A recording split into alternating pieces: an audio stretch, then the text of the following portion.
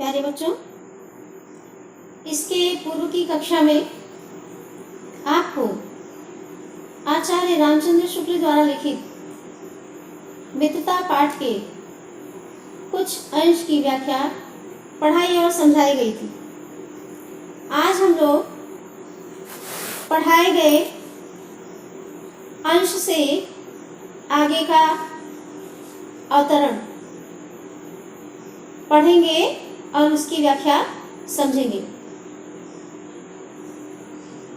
मित्रता के संबंध में अपने विचारों को स्पष्ट करते हुए शुक्ल जी ने बताया है कि हमको किस प्रकार के गुण से युक्त मित्र से मित्रता करने का प्रयास करना चाहिए, या एक उत्तम मित्र के भीतर कौन कौन से गुण होते हैं उसके संबंध में भी उन्होंने चर्चा की है। आगे मित्र बनाने के संबंध में अपनी बात को स्पष्ट करते हुए शुक्ल जी ने बताया है कि युवा पुरुष जब घर से बाहर निकलता है तो किस प्रकार से उसके हृदय में, उसके मन में मित्र बना लेने की बहुत बड़ी चाहत होती है। छात्रावास का उदाहरण देते हुए बता रहे हैं, अपनी बात को स्पष्ट कर रहे हैं कि छात्रावास में तो मित्रता की धुन सवार रहती है, मित्रता हृदय से उमड़ी पड़ती है। पीछे के जो स्नेह बंधन होते हैं उसमें ना तो उतनी उमंग रहती है, ना उतनी खिन्नता। बाल मैत्री में जो मग्न करने वाला आनंद होता है, जो हृदय को बेधने वाली ईर्ष्या और खिन्नता होती है, वह और कहाँ। कैसी मधुरता और कैसी अनुरक्ति होती है, कैसा अपार विश्वास होता है, हृदय के कैसे कैसे उद्गार निकलते हैं, वर्तमान कैसा आनंदमय दिखाई पड़ता है और भविष्य के संबंध में कैसी लुभाने वाली कल्पनाएं मन में रहती हैं। कितनी जल्दी बातें लगती हैं और कितनी जल्दी मानना मनाना होता है। तो सबसे पहले बालपन के मित्रता के संबंध में बताते हुए शुक्ल जी ने बताया है कि वास्तव में बाल्यावस्था में जिस समय हम मित्र बनाते हैं तो उसमें एक बाल सुलभ ईर्ष्या होती है, कुछ खिन्नता भी होती है और थोड़ी सी देर में रूठना और मनाना भी हो जाता है। यानी पल भर में आपस में एक दूसरे से मित्र लोग रूठ भी जाते हैं, बहुत जल्दी कोई बात उनको लग भी जाती है, उनके मन को चोट भी पहुंचा देती है और फिर उतनी ही जल्दी मानना मनाना भी हो जाता है। तो बाल्यावस्था के उपरांत सहपाठी की मित्रता के संबंध में चर्चा करते हैं कि सहपाठी की मित्रता इस उक्ति में हृदय के कितने भारी उथल पुथल का भाव भरा हुआ है, किंतु जिस प्रकार युवा पुरुष की मित्रता स्कूल के बालक की मित्रता से दृढ़, शांत और गंभीर होती है, उसी प्रकार हमारी युवावस्था के मित्र बाल्यावस्था के मित्रों से कई बातों में भिन्न होते हैं। तो सहपाठी की जो मित्रता है उसमें भी उथल पुथल का भाव होता है, किंतु युवा पुरुष की जो मित्रता होती है वह स्कूल के बालक बाल्यावस्था में जो मित्रता स्थापित करते हैं उससे दृढ़ता से युक्त होती है, शांत होती है और गंभीर होती है। उसी प्रकार हमारी युवावस्था के मित्र बाल्यावस्था के मित्रों से कई बातों में भिन्न होते हैं। मैं समझता हूँ कि मित्र चाहते हुए बहुत से लोग मित्र के आदर्श की कल्पना मन में करते होंगे, पर इस कल्पित आदर्श से तो हमारा काम जीवन की झंझटों में चलता नहीं। तो आगे जो है अपनी बात को स्पष्ट कर रहे हैं कि सामान्य ढंग से हम जो है युवावस्था में जब पहुंचते हैं और मित्रता स्थापित करना चाहते हैं तो एक आदर्श मित्र की कल्पना हमारे मन में रहती है, लेकिन वह कल्पित आदर्श क्या है? सामान्यतः सुंदर प्रतिमा, मनभावनी चाल और स्वच्छंद प्रकृति, यही दो चार बातें देखकर मित्रता की जाती है। तो सामान्य ढंग से लोग क्या करते हैं कि कोई बहुत सुंदर है, बड़ा व्यक्तित्व उसका आकर्षक है देखने में और बड़ी अच्छी तरीके से चलता है, थोड़ा स्वतंत्र विचारधारा का होता है, तो यही सब दो चार बातें देख करके लोग मित्रता स्थापित कर लेते हैं। पर जीवन संग्राम में साथ देने वाले मित्रों में इनमें से कुछ अधिक बातें चाहिए। मित्र केवल उसे नहीं कहते जिसके गुणों की तो हम प्रशंसा करें पर जिससे हम स्नेह ना कर सके।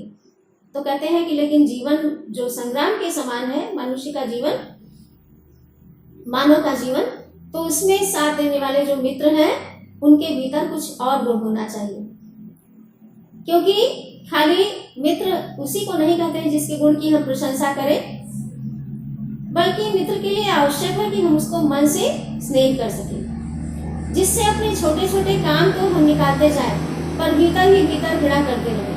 मित्र सच्चे पथ प्रदर्शक के समान होना चाहिए।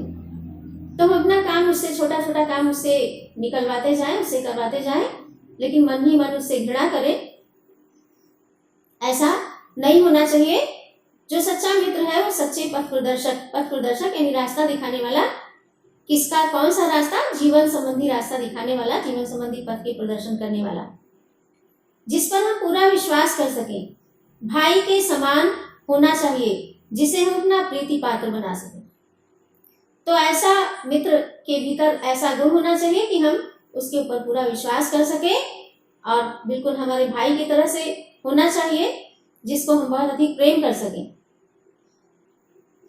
हमारे और हमारे मित्र के बीच सच्ची सहानुभूति होनी चाहिए, ऐसी सहानुभूति जिससे एक के हानि लाभ को दूसरा अपना हानि लाभ समझे।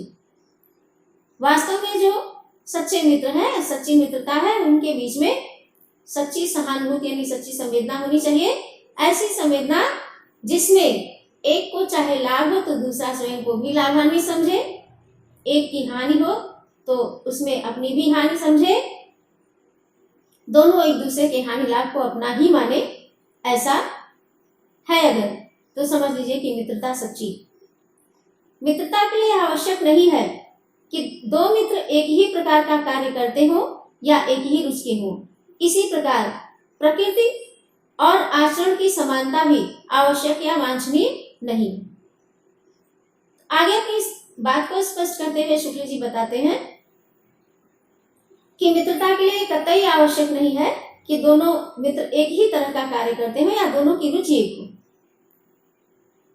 प्रकृति और आचरण की समानता जो है यह भी मित्रता के लिए आवश्यक नहीं है, वांछनीय मतलब जिसकी आवश्यकता हो तो उसकी आवश्यकता अवश्य है, ऐसा नहीं है। दो भिन्न प्रकृति के मनुष्यों में बराबर प्रीति और मित्रता रही है। आगे उदाहरण देते हुए बताते हैं कि दो भिन्न प्रकार के जो लोग रहे हैं ऐसे लोगों में भी बराबर प्रेम रहा है और मित्रता रही है। राम धीर और शांत प्रकृति के थे, लक्ष्मण उग्र और उद्धत स्वभाव के थे। राम और लक्ष्मण का उदाहरण देते हुए अपनी बात को स्पष्ट किया है शुक्ल जी ने कि राम जितने ही धीर और शांत प्रकृति के थे, लक्ष्मण का स्वभाव उग्र था, थोड़ा चंचल स्वभाव के थे, उद्धत थे। पर दोनों भाइयों में अत्यंत प्रगाढ़ स्नेह था, लेकिन उनके बीच में स्नेह की कोई कमी नहीं थी। उदार तथा उच्चाशय कर्ण और लोभी दुर्योधन के स्वभावों में कुछ विशेष समानता न थी, पर उन दोनों की मित्रता खूब निभी। तो ठीक इसी प्रकार से कर्ण और दुर्योधन का उदाहरण देते हुए शुक्ल जी ने अपनी बात को स्पष्ट किया कि कर्ण बड़े ही उदार थे, उच्च आदर्शों से युक्त थे और दुर्योधन उतना ही लोभी था, लेकिन फिर भी तो उनके स्वभाव में यद्यपि कोई समानता नहीं थी, लेकिन उन दोनों की मित्रता आज भी एक मिसाल है। यह कोई बात नहीं है कि एक ही स्वभाव और रुचि के लोगों में ही मित्रता हो सकती है। समाज में विभिन्नता देखकर लोग एक दूसरे की ओर आकर्षित होते हैं। जो गुण हम में नहीं है, हम चाहते हैं कि कोई ऐसा मित्र मिले जिसमें वे गुण हो।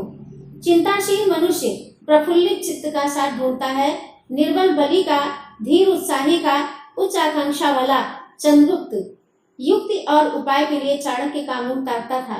नीति विशारद अकबर मन बहलाने के लिए बीरबल की ओर देखता था।